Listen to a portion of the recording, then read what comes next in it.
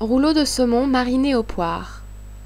Une association originale d'une grande fraîcheur entre les poires et le saumon. Une entrée de chef facile à réaliser. Cette recette de Remy Van Peteghem, chef du restaurant Le Sensing à Paris, vous sera présentée par Catalina.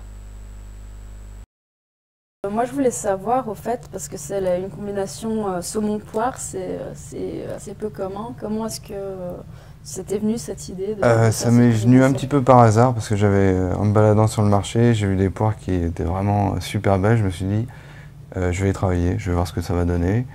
Et je voulais quelque chose qui apporte quelque chose avec la poire, mais aussi qui a son propre parfum. Et je voulais quelque chose d'accessible pour que justement tout le monde puisse faire cette recette.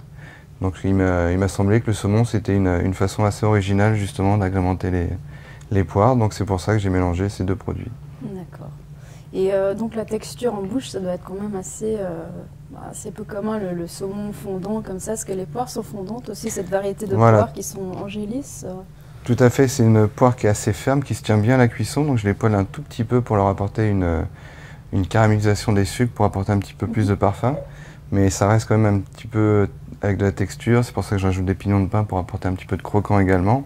Mais quand on a ça en bouche, généralement, on a vraiment plein de saveurs et de textures. On a du dur, du mou, du fondant. C'est assez agréable de retrouver vraiment toutes ces textures. D'accord. Et si, par exemple, on ne trouve pas de saumon fumé, mariné déjà à la nette, est-ce que c'est simple à Alors, réaliser soi-même on peut le faire marinade? soi-même. On fait ça la veille en fait. On prépare on achète du saumon tout simple. On le met dans de l'huile d'olive avec, on va dire, une botte d'ânette qu'on hache et on le met à mariner toute une nuit et en fait, ça nous fera vraiment le même résultat. Ok.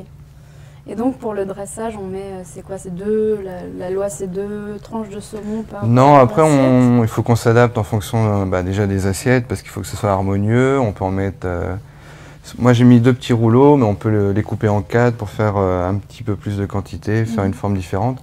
Moi, je dresse d'une façon par rapport à mes assiettes. Après, on peut s'adapter vraiment par rapport à la place qu'on a et aussi au cadre qu'on veut donner. On peut faire ça en ce qu'on appelle en amuse-bouche, donc pour picorer, donc on fait des toutes petites portions. Ou sinon, ça peut servir comme dans l'entrée que j'ai faite pour vraiment un plat qui sert d'entrée. D'accord. Est-ce qu'on peut utiliser d'autres types de poires que la poire angélis ou est-ce que c'est vraiment ce type-là Non, qu'il on faut? peut utiliser d'autres poires, mais par contre, il faut rester un petit peu dans le même genre. Donc, il ne faut pas utiliser des comices, par exemple, parce qu'elles seront trop dures, on n'arrivera pas à les cuire. Il faut plutôt être dans une poire Williams qui ressemble un petit peu vraiment au niveau du parfum et au niveau de la texture.